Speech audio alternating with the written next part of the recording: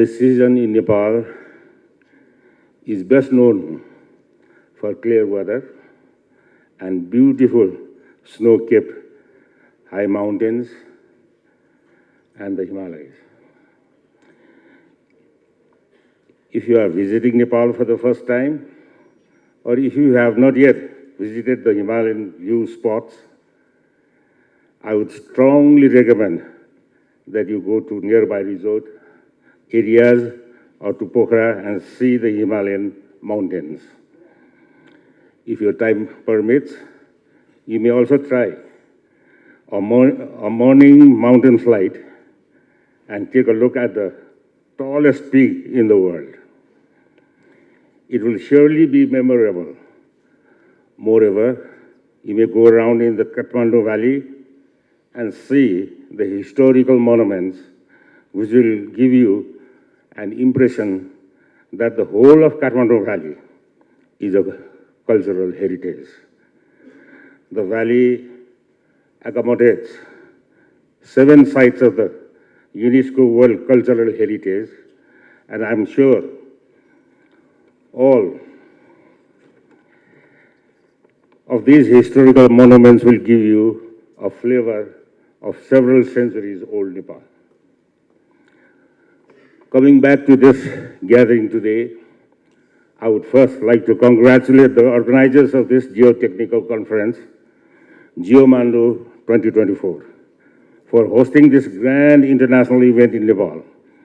I have come to know that this conference is being attended by more than 150 international delegates from over 25 countries, and in total more than 300 participants, and that there will be 15 keynote speakers, 16 distinguished speakers, more than 90 technical papers, and about 30 poster presentations, all on various topics of geotechnical engineering, geoscience, and natural disasters.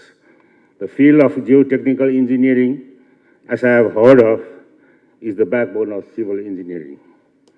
Nepal, as you probably all know, is situated over one of the most active tectonic zones in the world.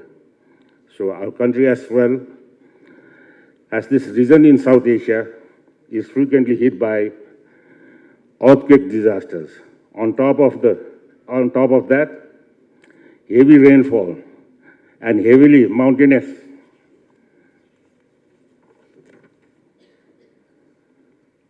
topography have made this area quite vulnerable to landslides and floods. Furthermore, the global warming and the climate change effect in recent years have brought in drastic changes in our glacier lakes in the Himalayas, aggravating the risks of glacier lake outburst floods.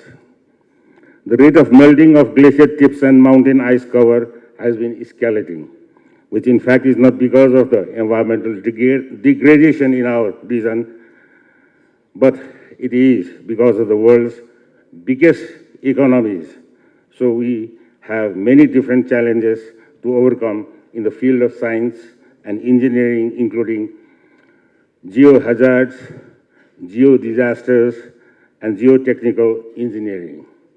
The theme of this international conference, Geotechnics for Sustainable Infrastructure, is, I think, very timely and quite appropriate in Nepal's context. We have just recovered from the devastating 2015 earthquake and have already reconstructed our structures and historical monuments. 2 years ago, a massive high Himalayan mass movement phenomenon devastated a riverside town in mid-eastern Nepal. Last year, a mid-scale earthquake hit our relatively less developed mountainous region in mid-western part. This year, we recently suffered from urban as well as rural floods and landslides all over the country because of continuous heavy rainfalls. All these natural disasters in the past 10 years, on top of worldwide impact of COVID-19, have heavily affected our national economy.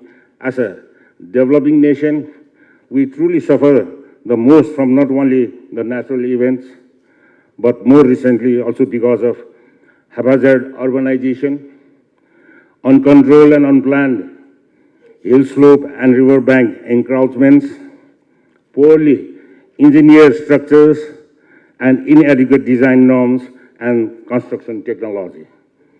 I hope this international event will provide a true platform to our young and participating geotechnical engineers and geoscientists to learn about the world technologies, sustainable techniques, world-class research work, and to interact with the world-renowned geotechnical engineers and experts.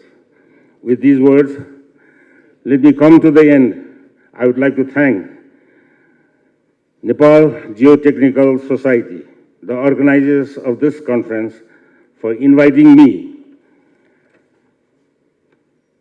to inaugurate the international event. It is an honor to me as well as to have been with you during the inaugural program and to have delivered this inaugural speech. I wish you all a great stay at Kathmandu during these 2 days. And finally, I wish for the grand success of this Geo Mandu 2024. Thank you, and Jai Nepal.